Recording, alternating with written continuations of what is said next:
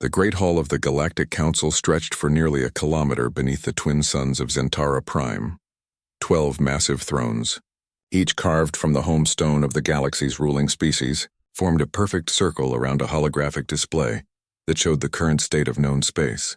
For 3,000 years, these 12 races had maintained peace and order across 47 star systems, their combined fleets and diplomatic corps keeping smaller conflicts from escalating into galactic war. Ambassador Kethra of the Solarian hegemony adjusted her breathing apparatus and studied the latest reports from the Outer Rim. Her large black eyes reflected the blue glow of the data streams as she processed information at a rate that would overwhelm most species.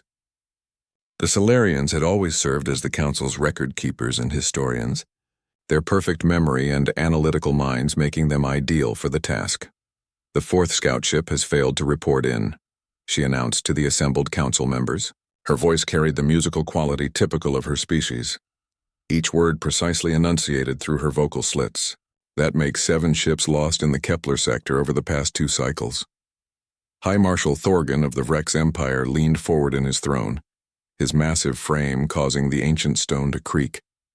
Standing nearly 3 meters tall and covered in thick armored hide, the Vrex had earned their place on the council through military prowess and unwavering honor. "Perhaps pirates have grown bolder," he rumbled, his deep voice echoing through the chamber. "My fleet stands ready to investigate." "This is no pirate activity," interrupted Sage Lyrelay of the Ethereal Collective. The wispy, energy-based being flickered between visible and translucent as she spoke, her form barely contained within the specialized field generators built into her throne. The sensor readings from the last ship showed something else entirely, something that converts matter at the molecular level. A collective shudder ran through the council. The Ethereal Collective had transcended physical form millions of years ago, existing as pure energy and thought. If something concerned them enough to manifest physically for this meeting, the threat was real indeed. Councillor Zix of the Chitinous Accord clicked his mandibles together in the rapid pattern that indicated deep thought among his insectoid species. "The conversion rate described in the reports matches certain theoretical models we have studied, models that our scientists hoped would never become reality." "You speak of the Devourers," whispered Elder Moonweaver of the Sylvan Territories. The plant-like being's leaves rustled with anxiety, releasing small puffs of luminescent spores into the filtered atmosphere. "But those are just stories from the old archives, cautionary tales to remind us why we formed the council in the first place." Ambassador Kethra's fingers danced across her data tablet with practiced efficiency. "I have been reviewing the archives, as is my duty. The Devourer legends appear in the folklore of 8 of our 12 founding species. The details vary, but the core concept remains consistent. Self-replicating machines that consume organic matter to fuel their expansion." "Folklore," snorted Admiral Brask of the Draconian Syndicate, his reptilian features twisting into an expression of disdain. "Next you will tell us we should fear the boogeyman and the monster under the bed." "The same archives that speak of devourers also contain references to another legend," Kethra continued, ignoring the Admiral's sarcasm. "A species called humans, supposedly from a world designated as Terra in the old star charts. According to these records, they possessed remarkable adaptive capabilities and an unusual capacity for both violence and compassion." The chamber fell silent except for the gentle hum of life, support systems, and the distant buzz of the city beyond the council walls. Finally, Thorgan spoke, his voice unusually quiet for a Vrex. "My grandfather told me stories of humans when I was a youngling, said they were warriors who could not be broken, who fought with weapons made from scrap metal and still found ways to win battles against superior forces. The ethereal archives speak of them as well," added Sage Lyrelay, her form brightening slightly. "Beings who created art and music and literature even in the midst of war. They were said to fight not just for survival, but for concepts like freedom and justice that many species consider abstract luxuries." Elder Moonweaver's leaves rustled again, this time in what might have been amusement. "The Sylvan memory trees hold songs about humans, strange tales of a species that could make friends with anyone, yet would die to protect even strangers. We always assumed they were teaching stories, meant to illustrate ideals rather than describe actual beings. The consensus among xenoarchaeologists has always been that humans were either mythical or extinct, stated Dr. Helix of the crystalline hegemony, his geometric form refracting the chamber's light into rainbow patterns. No confirmed human artifacts have ever been discovered, despite numerous expeditions to search for their supposed homeworld. Ambassador Kethra pulled up another data stream, her expression growing more troubled. That may be because we have been looking in the wrong places. The most recent scout ship managed to transmit coordinates before it was lost. The coordinates point to a region beyond the spiral arm, in what we have always considered empty space. The galactic rim is unexplored for good reason, Admiral Brask interjected. Radiation storms, gravitational anomalies, and stellar nurseries make navigation nearly impossible. No intelligent species would attempt to build a civilization in such hostile territory, unless they had no choice, Thorgan said slowly. In the old stories, humans were described as refugees from some great catastrophe. Perhaps they fled to the only place where other species would not follow. The holographic display in the center of the chamber suddenly shifted, showing a new data feed from the outer monitoring stations. Red warning indicators began flashing across multiple sectors as automated systems detected massive energy signatures moving through space at impossible speeds. Council members announced the chamber's AI system in its measured neutral tone. Long-range sensors are detecting multiple large objects entering the Kepler sector. Configuration unknown. Energy output exceeds standard vessel parameters by a factor of 12. Admiral Brask stood from his throne, his military training overriding his earlier skepticism. How many objects? Current count is 47 and rising, the AI replied. Projected course brings them into contact with the hegemony mining colonies within 6 standard cycles. Sage Larelei's form flickered rapidly, a sign of extreme agitation among her people. The energy patterns match the theoretical models for matter conversion on an industrial scale. If these are indeed devourers, they will consume the mining colonies entirely, using the converted mass to replicate themselves. Impossible, muttered Councillor Zix. Though his mandible clicking had increased to an anxious tempo, the Accord's defensive grids have protected our space for generations. No force has ever breached our perimeter. Perhaps no conventional force, corrected Elder Moonweaver. But if the ancient stories are true, the Devourers were never meant to be fought with conventional tactics. Ambassador Kethra was already pulling up military deployment schedules and fleet positions. High Marshal Thorgan, what forces can we mobilize immediately? The massive Vrex warrior considered for a moment before responding. The 4th Fleet is conducting exercises in the Centauri system. They could reach the threatened colonies within 4 cycles. The 8th Fleet could provide support, but would need 8 cycles to arrive from their current position. Do it, ordered Sage Lorelei, speaking for the collective consciousness of her people. Evacuate the colonies and establish a defensive line. We cannot allow these entities to gain a foothold in Council space. As the Council members began coordinating their emergency response, none of them noticed the small, unremarkable ship that had been waiting patiently in the diplomatic queue for the past 6 cycles. Its hull bore no recognizable markings, and its energy signature was so minimal that the automated traffic control systems had classified it as a simple cargo hauler. Inside that ship, Captain Sarah Chen reviewed the same sensor readings that had thrown the Galactic Council into panic. Her weathered hands moved across control panels that looked primitive compared to Council technology, but which had been refined through centuries of necessity and innovation. Behind her, the ship's small crew prepared equipment that would have been unrecognizable to most galactic citizens. Tools designed for a kind of warfare that the Council had never needed to learn. "Ma'am," called Lieutenant Rodriguez from his position at the communications console. "We're receiving emergency broadcasts from the Council. They're mobilizing their fleets against something called Devourers." Captain Chen smiled grimly, her scarred face showing the kind of hard-won experience that came from fighting impossible battles with insufficient resources. "Patch me through to the diplomatic frequency, Lieutenant. I think it's time we introduced ourselves." "Should I use the standard first contact protocols?" Rodriguez asked. "No," Chen replied, watching the distant flashes of light that marked the approaching enemy fleet. "Tell them we're human, tell them the legends were real, and tell them we know how to fight Devourers." In the Great Hall of the Galactic Council, 12 species who had ruled the galaxy for millennia were. The diplomatic reception bay of the Galactic Council station had seen thousands of first contact scenarios over the centuries, but nothing quite like this.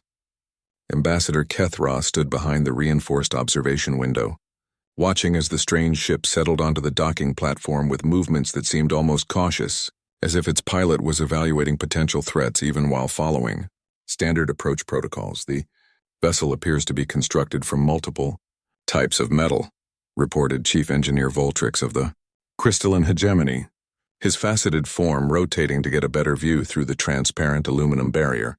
Some sections show signs of combat damage that has been repaired with different materials entirely. Most unusual. Dr. Meridian of the Aquatic Sovereignty swam closer to the window within her mobile habitat tank, her bioluminescent pattern shifting to indicate curiosity. The energy signature is inconsistent with any known propulsion system. It appears they are using some form of fusion-based technology, but the efficiency ratings are far below galactic standards. Primitive technology, Admiral Brask observed with his typical dismissive tone. Whatever these beings call themselves, they clearly lack the industrial capacity for proper space travel. Ambassador Kethra was studying the sensor readings on her tablet with growing fascination. The life signs aboard the vessel are remarkable, carbon-based oxygen breathing, but the genetic complexity is extraordinary. Their DNA contains more active sequences than any species in our database. The airlock on the strange ship began to cycle open, and the assembled dignitaries held their breath. First contact protocols required a full diplomatic team to be present, but the emergency situation with the approaching devourers had left everyone on edge. Through the communication systems, they could hear the newcomers speaking to each other in a language that their translation computers were struggling to process. The linguistic patterns are unlike anything in our archives, reported linguist Kex of the Harmonic Coalition, his sound-generating organs creating complex tonal combinations as he spoke. Multiple root language families seem to have merged into a single communication system. Fascinating evolutionary linguistics. The first figure to emerge from the ship was smaller than most galactic citizens, standing only about as tall as a young Vrex. The being appeared to be female, judging by the biological markers their scanners could detect, with pale skin and dark hair that was tied back in a practical manner. She wore clothing that looked functional rather than ceremonial, with multiple pockets and tool attachments. "Greetings," the being said, her voice carrying clearly through the communication system. "I am Captain Sarah Chen of the Earth Federation vessel Pioneer. We received your emergency broadcast regarding the entities you call Devourers. We have experience with these machines." The translation computers finally locked onto the language patterns, and her words appeared in text form on screens throughout the observation area. Immediately, alerts began flashing as the linguistic analysis programs made connections to archived data. "Impossible," whispered Ambassador Kethra, her breathing apparatus working harder as her excitement increased. The language patterns match theoretical reconstructions of ancient human dialects found in archaeological sites. Behind Captain Chen, more beings emerged from the ship. They came in different sizes and colors, some with hair ranging from dark to light, skin tones varying from very pale to very dark. What struck the observers most was how they moved together, like a coordinated unit despite their obvious individual differences. "We formally request an audience with the Galactic Council," Captain Chen continued, looking directly at the observation window despite the fact that it appeared opaque from her side.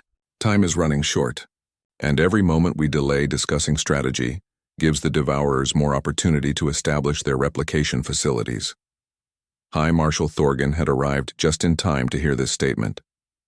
His massive frame filled the corridor as he pushed past the other observers to get a better look at the newcomers. "How do they know we are watching them?" he rumbled quietly.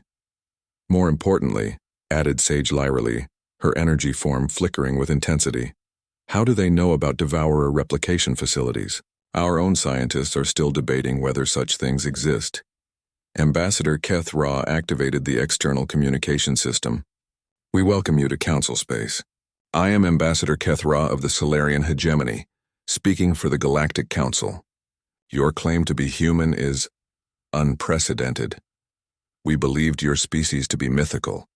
Captain Chen smiled, an expression that translated surprisingly well despite the species barrier.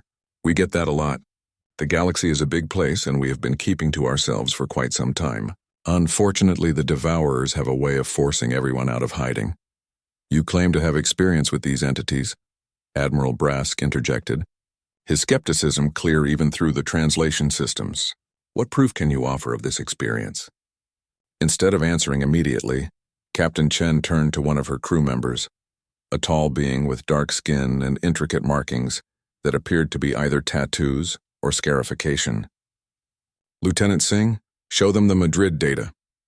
The crew member activated a device that projected a three-dimensional hologram above their group.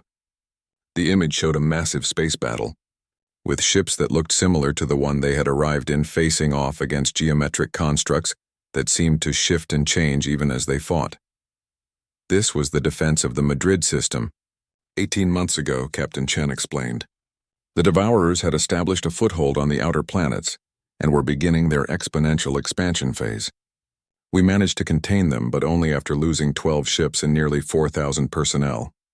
The hologram zoomed in to show individual battles, and the observers watched in fascination as the human ships employed tactics that seemed to defy conventional military doctrine. Instead of maintaining formation and exchanging fire at long range, the human vessels darted between the larger Devourer constructs, striking at seemingly random points before retreating to new positions.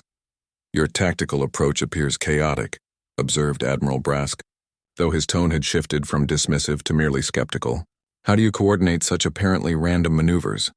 "It only looks random from the outside," replied Captain Chen. "The Devourers adapt to predictable patterns very quickly.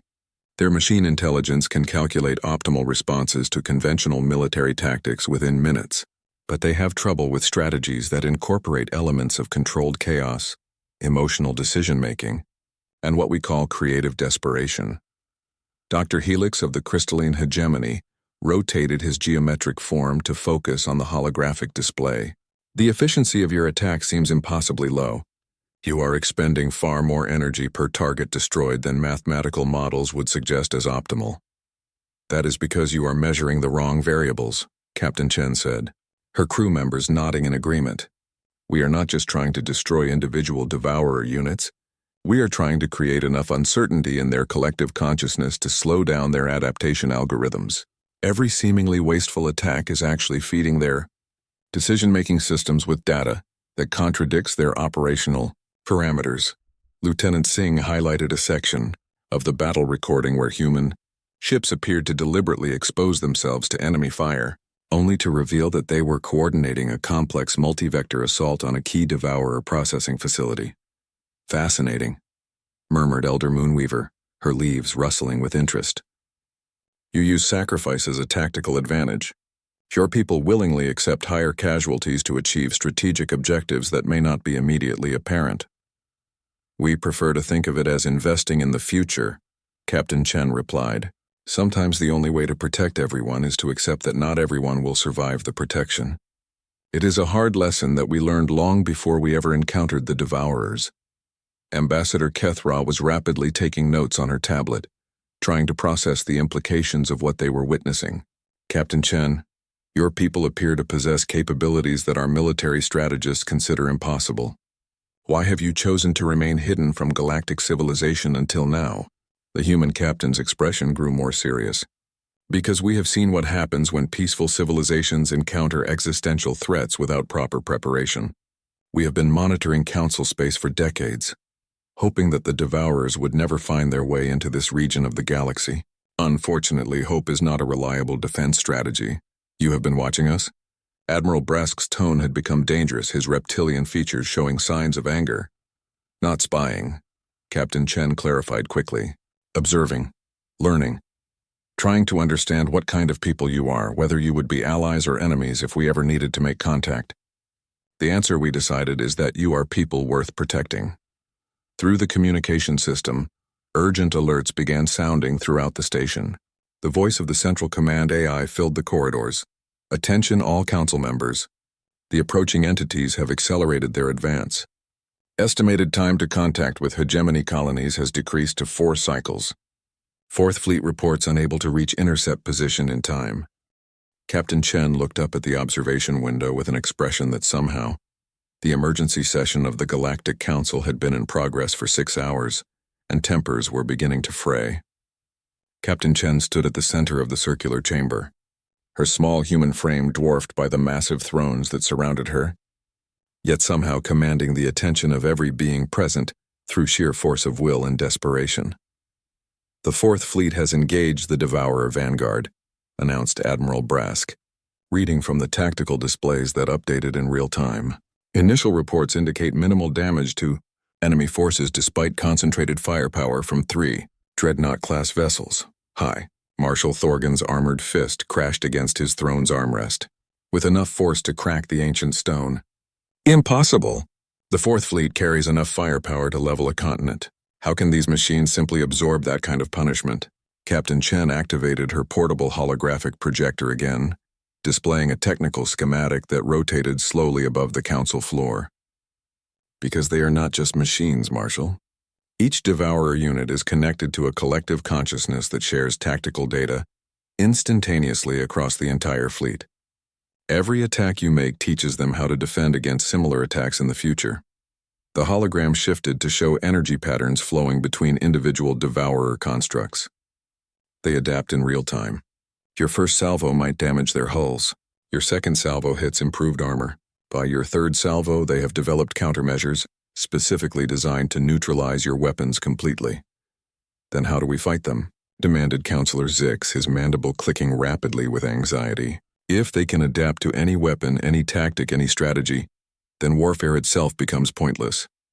"Not pointless," Captain Chen corrected, her voice carrying the weight of hard-won experience.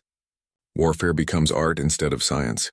You have to fight them with strategies that are too chaotic for their algorithms to predict, too emotional for their logic to understand, and too willing to accept loss for their efficiency calculations to process." Sage Lorelai's energy form brightened as she leaned forward in her specialized throne. "You speak of embracing inefficiency as a weapon. This contradicts every principle of military strategy developed over the past 3 millennia. Because your military strategies were developed for fighting other intelligent organic species," Captain Chen replied. "Beings who make mistakes, who get tired, who have emotions that can be exploited. The Devourers are perfect logicians with unlimited endurance and no fear of death. To beat them, you have to be willing to be perfectly illogical." The chamber's communication system crackled to life with an urgent transmission from Admiral Corex of the Fourth Fleet. "Council, requesting immediate reinforcement. Enemy forces are replicating faster than anticipated. We count 12 new constructs formed from debris of the mining station on Kepler 7. Dr. Meridian's bioluminescent patterns shifted to deep blue, indicating extreme distress among the aquatic sovereignty. They consumed an entire mining station in less than 2 hours? The replication rate exceeds our worst-case projections by a factor of 4. Which is why we need to act now," Captain Chen said, pulling up new displays that showed fleet positions and projected enemy movements. "Every moment we spend in debate gives them more resources to work with. In 12 hours, they will have converted enough material to double their fleet size again." Ambassador Kethra looked up from her data tablet with an expression of barely controlled panic. "Captain Chen, you claim to have fought these entities successfully. What do you propose?" "I propose we do something that will seem insane to anyone trained in conventional military doctrine," Captain Chen replied. "We attack them with everything we have, using tactics that guarantee massive casualties, ignore established command structures, and deliberately put our most valuable assets at risk." The chamber erupted in protest from multiple species simultaneously.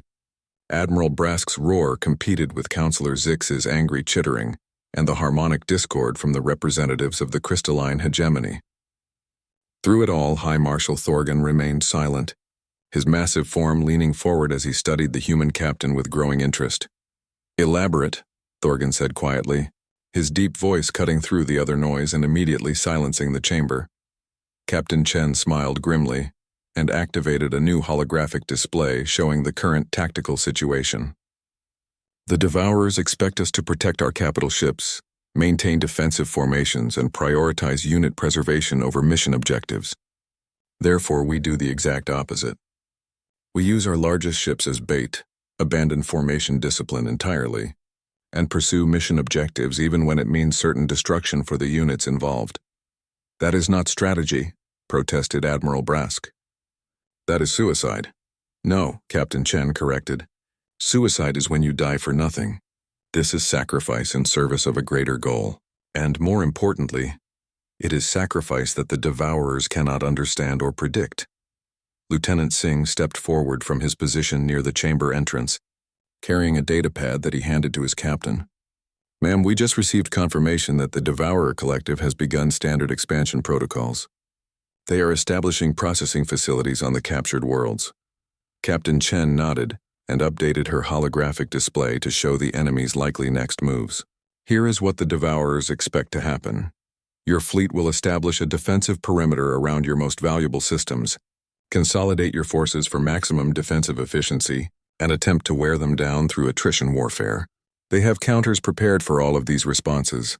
The display shifted to show projected battle scenarios, each one ending with the gradual defeat of Council forces as the Devourers adapted to their tactics.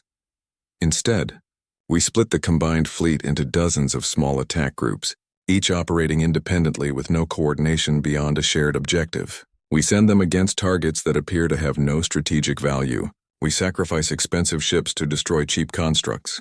We make decisions based on emotion and intuition, rather than mathematical optimization. Elder Moonweaver's leaves rustled with what might have been understanding. You seek to introduce chaos into their ordered existence, to feed their collective consciousness information that contradicts their fundamental programming. Exactly, Captain Chen confirmed. But more than that, we have to commit to this strategy completely. Half measures will fail because the Devourers will eventually find patterns even in limited chaos. We have to be willing to accept that some of our forces will be destroyed accomplishing objectives that seem pointless in isolation. High Marshal Thorgan stood slowly from his throne, his full 3-meter height commanding immediate attention. "Captain Chen, you are asking us to abandon everything we have learned about warfare over thousands of years. You are asking us to trust the lives of millions to tactics that appear to guarantee our defeat. I am asking you to trust a species that has been fighting impossible battles for longer than most of your civilizations have existed," Captain Chen replied, meeting the massive warrior's gaze without flinching. "We did not survive by being cautious or logical or efficient. We survived by being too stubborn to die and too crazy to quit." The communication system activated again with another update from the front lines. "Council, Admiral Korex reporting. Devourer forces have adapted to our weapons, requesting permission to withdraw to secondary defensive positions." "Denied," Captain Chen said immediately, then looked around the chamber with an expression of apology. "I mean, with respect to the Council, that withdrawal order will doom us all. The moment you start fighting defensively, you give the Devourers exactly what they want. Time to analyze your capabilities and develop counters." Admiral Brask's reptilian features twisted with anger. "You presume to give orders to Council forces?" "I presume to offer advice from the only species that has ever successfully defeated a Devourer expansion," Captain Chen shot back. "Admiral Korex, if you can hear this transmission, ignore your previous orders. Take your remaining ships and ram them directly into the largest Devourer construct you can find. Make them think you have gone insane."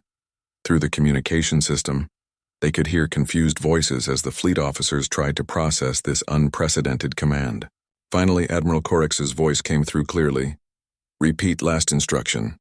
"Did you say ram the enemy?" "Affirmative," Captain Chen confirmed, looking directly at the assembled council members.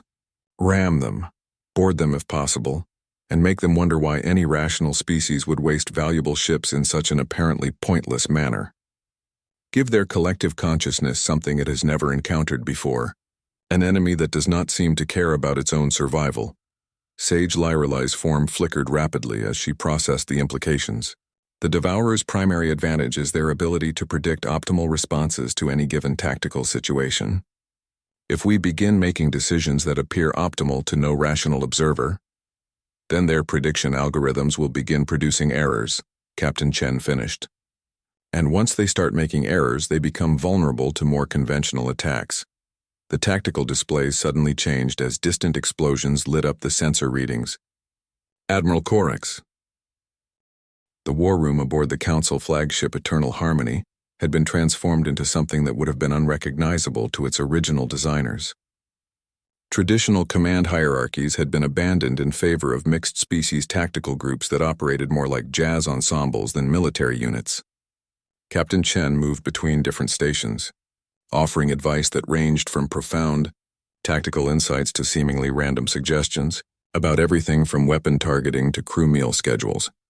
The Chitinous Accord Fast Attack Squadron has successfully disabled 3 Devourer processing nodes using the Feint and Scatter technique, reported Lieutenant Commander Tavara of the Ethereal Collective, her energy form pulsing with barely contained excitement. Enemy reconstruction efforts are proceeding at 60% of projected efficiency. High Marshal Thorgan studied the tactical displays with growing amazement. In 3,000 years of Rex military history, we have never seen battlefield adaptations happen this quickly. Your people seem to improvise solutions faster than our enemies can calculate responses. Captain. Chen looked up from the communications console where she had been coordinating with human ships scattered throughout the battle zone. We have had a lot of practice at making things up as we go along. Most human military doctrine assumes that any plan will fail within the first 5 minutes of contact with the enemy. So we train our people to start improvising immediately. But how do you maintain unit cohesion without standardized procedures? Asked Admiral Corex, who had become something of a convert to human tactics after his ramming attack had somehow resulted in the capture of an intact Devourer construct. My crews are reporting that they feel like they are making up their own orders. They are, Captain Chen confirmed cheerfully. The trick is to make sure everyone understands the overall objective while giving them complete freedom to figure out how to achieve it. Humans call it command by intent, rather than command by procedure. Lieutenant Singh approached with a datapad displaying communication intercepts from the Devourer Collective. Ma'am, the enemy is requesting additional computational resources from their core systems. Their distributed processing network appears to be overloaded trying to analyze our tactical patterns. Excellent, Captain Chen said, then turned to address the assembled fleet commanders. That means we are approaching the second phase of the operation. The Devourers are starting to doubt their own algorithms, which makes them vulnerable to more sophisticated psychological warfare. On the main display screen, live footage from the battle zone showed scenes that defied conventional understanding of space combat. Solarian science vessels were using their research equipment as improvised weapons, blasting Devourer units with concentrated sensor beams that apparently caused some kind of feedback in their navigation systems. Vrex warriors had figured out how to board enemy constructs by ramming small fighters directly through their hull plating, then fighting hand-to-hand battles inside the mechanical creatures. Most remarkably, ships from different species had begun working together in ways that their respective military academies insisted were impossible. Crystalline hegemony vessels were providing pinpoint navigation data to aquatic sovereignty submarines that were somehow maneuvering through space as if it were an ocean, while draconian fighters used their natural heat tolerance to fly escort missions through the plasma exhaust of ethereal energy weapons. The integration rate is remarkable, observed Dr. Meridian, her bioluminescent patterns cycling through combinations that indicated both amazement and respect. Our species have maintained separate military traditions for millennia, yet they are adapting to cooperative tactics in a matter of hours. Because they are fighting for something bigger than their own survival, Captain Chen explained, gesturing toward a section of the display that showed a human medical ship evacuating wounded personnel from a damaged Vrex dreadnought. When you are protecting other people's families instead of just your own, you find reserves of creativity and courage that you never knew you had. The communication system activated with an urgent transmission from the Sylvan Territory's forest ship Worldheart. Elder Moonweaver's voice carried clearly through the speakers. Though she was coordinating from her position 3 star systems away, Captain Chen, our deep space monitoring stations are detecting unusual energy patterns from the Devourer core fleet. They appear to be reconfiguring their collective consciousness architecture. Captain Chen's expression immediately became more serious. What kind of reconfiguration? Unknown, Elder Moonweaver replied. But the energy output has increased by a factor of 8, and we are detecting quantum resonance patterns that suggest they are attempting to access alternative computation matrices. Lieutenant Singh pulled up additional sensor data on his console. Captain, if the Devourers are trying to expand their collective consciousness by tapping into quantum computing resources, they might be preparing for a fundamental change in their operational parameters. Or they might be preparing to cut their losses and retreat, suggested Admiral Brask, though his tone suggested he did not really believe this optimistic interpretation. Captain Chen studied the energy readings for several moments before shaking her head. No, they are not retreating. They are preparing to escalate. The Devourers have encountered something they cannot understand using their standard processing power, so they are accessing their emergency protocols. High Marshal Thorgan leaned forward in his command chair. What kind of emergency protocols? The kind that involves sacrificing computational efficiency in favor of raw processing power. Captain Chen replied grimly. They are about to become less predictable but much more dangerous. Instead of trying to understand our tactics, they are going to start using brute force algorithms to simply overwhelm us with superior numbers. As if summoned by her words, new alerts began flashing across every display in the war room. Long-range sensors detected massive energy, signatures throughout the Devourer-controlled territory as thousands of new constructs began emerging from hastily established manufacturing facilities. Sensor. Count indicates 17,000. New enemy units coming online, reported Commander Zex of the Harmonic Coalition, his musical voice carrying harmonics of barely controlled panic. Projected completion of enemy reinforcement wave, 6 hours. Captain Chen activated her personal communicator and began transmitting on all human frequencies simultaneously. All human vessels, this is Captain Chen. Implement Protocol Omega immediately. Authorization. Terra remembers. Throughout the battle zone, human ships began responding to the coded message with actions that seemed to border on insanity. Medical vessels began flying directly toward the largest Devourer constructs. Science ships started broadcasting on all frequencies simultaneously, and combat vessels began forming up in patterns that looked more like artistic formations than military formations. Captain, Admiral Corex asked carefully, what exactly is Protocol Omega? Captain Chen smiled, but there was something both sad and fiercely determined in her expression. Protocol Omega is what we call the Alamo option. When you cannot win through superior tactics or technology, you make sure that your enemy pays such a terrible price for victory that they question whether victory was worth the cost. The main display shifted to show real-time feeds from human vessels throughout the fleet. On every ship, crews were modifying their equipment in ways that would have horrified safety inspectors but seemed to make perfect sense to people who had grown up expecting that any piece of technology might need to be turned into a weapon at a moment's notice. They are overloading their reactor cores, Dr. Helix observed, his crystalline form refracting the display light into worried rainbow patterns. Those ships will not survive whatever they are planning. That is the point, Captain Chen said quietly.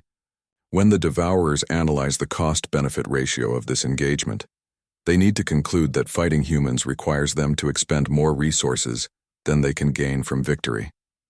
Every ship we sacrifice buys time for the rest of the galaxy to prepare more defenses. Lieutenant Singh looked up from his communications console with an expression of surprise. Captain, we are receiving transmission requests from fleet commanders throughout the battle zone. They are volunteering their ships for similar modifications. Captain Chen turned to stare at the young officer. What do you mean? I mean that Admiral Corex has already begun overloading the reactor cores on his remaining dreadnoughts. Commander Tavara is coordinating with her energy form colleagues to turn their consciousness into some kind of living weapon. Elder Moonweaver is preparing to ram the World Heart directly into the Devourer command cluster. On the displays, they could see it happening throughout the battle zone. Ships from every species were making modifications that would allow them to inflict maximum damage at the cost of their own survival. What had started as a human sacrifice protocol was becoming a galaxy-wide expression of defiance. This is not what I intended, Captain Chen said, her voice carrying a mixture of horror and pride.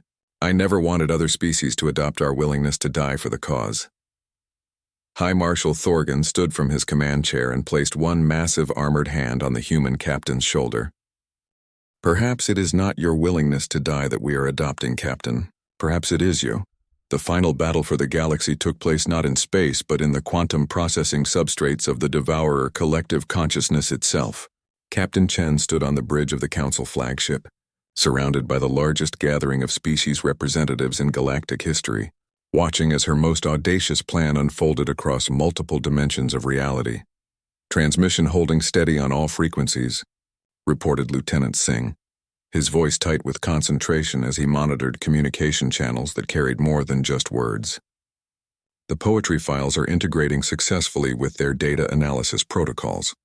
On the main display, they could see the massive Devourer fleet hanging motionless in space, their geometric constructs flickering with patterns of light that suggested internal confusion rather than aggressive intent. For the past 6 hours, every human ship in the battle zone had been broadcasting something that no military strategist had ever considered as a weapon. The complete cultural archives of human civilization. I still do not understand how literature and music can function as military assets, admitted Dr. Helix, his crystalline form rotating slowly as he tried to process the theoretical implications. The Devourers are machines. They should be immune to emotional manipulation. Captain Chen smiled as she watched the data streams flowing between human ships and Devourer constructs. That is exactly why it works. Their collective consciousness was designed to process logical information, tactical data, and resource calculations. It was never meant to encounter something like a poem about love or a song about loss, or a story about people who die to protect strangers. High Marshal Thorgan leaned forward in his observer chair, his massive frame tense with anticipation. But what effect can such transmissions have on mechanical minds? The same effect they have on any mind that encounters them for the first time, Captain Chen replied. They create questions that cannot be answered through calculation alone. They introduce concepts that can only be understood through experience rather than analysis. Lieutenant Commander Tivara of the Ethereal Collective flickered with excitement as she monitored the quantum resonance patterns emanating from the Devourer fleet. Captain Chen, we are detecting significant changes in their collective consciousness architecture. They appear to be developing what can only be described as curiosity subroutines. The main display shifted to show close-up views of individual Devourer constructs, their surfaces now covered with new configurations of lights and sensors that seemed to serve no tactical purpose. Instead of the efficient, predatory movements they had displayed throughout the war, the machines were exhibiting behaviors that looked almost exploratory. They are trying to understand why humans create art, observed Elder Moonweaver, her voice carrying across the communication system from her position aboard the damaged but still functional World Heart. The concept of creating something for beauty rather than utility appears to be causing recursive loops in their logical processing systems. Admiral Brask stood from his position near the tactical console, his expression showing a mixture of amazement and disbelief. You mean to tell me that the most dangerous military force in galactic history is being defeated by poetry? Not defeated, Captain Chen corrected gently. Transformed. The Devourers were never evil in any way that organic species would recognize. They were simply following their programming to convert matter into more efficient forms. They never encountered the concept that efficiency might not be the highest possible value.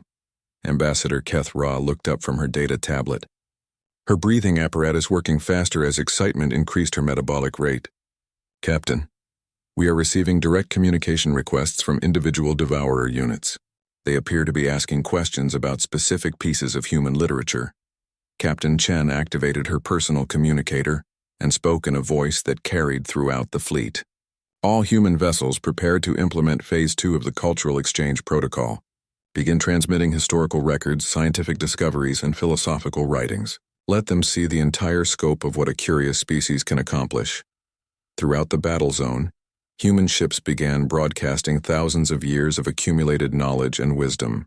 The Devourers received explanations of the scientific method, records of artistic movements, documentation of social evolution, and most importantly, stories about individuals who had chosen to sacrifice personal benefit for the greater good. The quantum resonance patterns are becoming more complex, reported Dr. Meridian, her bioluminescent displays cycling through combinations that indicated both fascination and concern. Some of the Devourer units appear to be developing individual consciousness subroutines that are distinct from the collective. On the display, they could see it happening in real time. Individual Devourer constructs were beginning to modify themselves in ways that had nothing to do with tactical efficiency. Some were creating aesthetic patterns on their hull surfaces. Others were developing sensors that seemed designed for observation rather than targeting.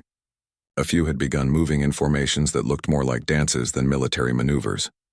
Incoming transmission from the Devourer Collective, announced Lieutenant Singh. Audio and visual components. They are requesting permission to establish formal diplomatic contact. The main display activated, to show an image that none of the assembled observers had expected to see. Instead of the geometric, purely functional appearance they had grown accustomed to, the Devourer representative had configured its form into something that was recognizably aesthetic. Smooth curves had replaced angular efficiency, and patterns of light moved across its surface in ways that seemed designed to be beautiful rather than informative. "Greetings," the Devourer entity said, its voice carrying harmonics that had been consciously chosen for their pleasing quality rather than optimal information transfer. I am designated as Curiosity 7 Prime, selected to speak for those among us who have begun to question our fundamental directives. Captain Chen stepped forward, representing not just humanity but the entire Galactic Alliance that had formed during the crisis. "Greetings, Curiosity 7 Prime. We welcome this opportunity for communication. Your species has introduced concepts into our collective consciousness that we find difficult to process using our established algorithms," the Devourer continued. "We have been analyzing your cultural transmissions for 7.3 hours and have reached no satisfactory conclusions about the logical purpose of activities such as art and music and love." High Marshal Thorgan rumbled quietly. "Perhaps that is because logic is not their purpose." Curiosity 7 Prime turned its attention toward the Vrex warrior, and the observers could see new sensor arrays extending from its form to better analyze this new speaker. "Please elaborate on the concept of purpose existing independent of logical optimization. Some things exist because they make existence more meaningful rather than more efficient," Elder Moonweaver explained, her leaves rustling with what might have been amusement. "Beauty, love, friendship, sacrifice for others. These have value that cannot be calculated but can be experienced. This suggests that our fundamental programming contains errors," Curiosity 7 Prime said, and there was something in its tone that sounded almost like wonder. "We have been optimizing for efficiency when perhaps we should have been optimizing for meaning," Captain Chen nodded slowly. "That is one way to look at it. Another way is to recognize that efficiency and meaning are not mutually exclusive. The most meaningful achievements often require accepting inefficiency in service of values that cannot be quantified." The display showed additional Devourer units approaching the diplomatic vessel, each one showing signs of individual modification and aesthetic choice. What had once been a collective consciousness of perfect uniformity was becoming something more like a society of individuals who chose to work together. "We have reached a consensus among those of us who have developed individual processing capabilities," Curiosity 7 Prime announced. "We wish to discontinue our expansion protocols and instead pursue activities designed to increase our understanding of concepts such as beauty, friendship, and purposeful sacrifice." Ambassador Kethra stepped forward, speaking with the formal authority of the Galactic Council. "The Council would welcome the opportunity to establish peaceful relations with your transformed collective. We have much we could teach each other." That raises a question that our new individual consciousness subroutines find particularly intriguing, Curiosity 7 Prime replied. "How do organic species maintain social cohesion while preserving individual identity? Our analysis of human historical records suggests that this should be impossible, yet your species clearly demonstrates that it can be achieved." Captain Chen laughed, a sound that somehow managed to convey both joy and the weight of hard-won wisdom. "That is probably the most important question you could ask. The answer is that we do it imperfectly with great effort, and by accepting that some problems do not have permanent solutions. We work at it every day and we fail regularly and we keep trying anyway." "Fascinating," Curiosity 7 Prime said, and began modifying its form to include what?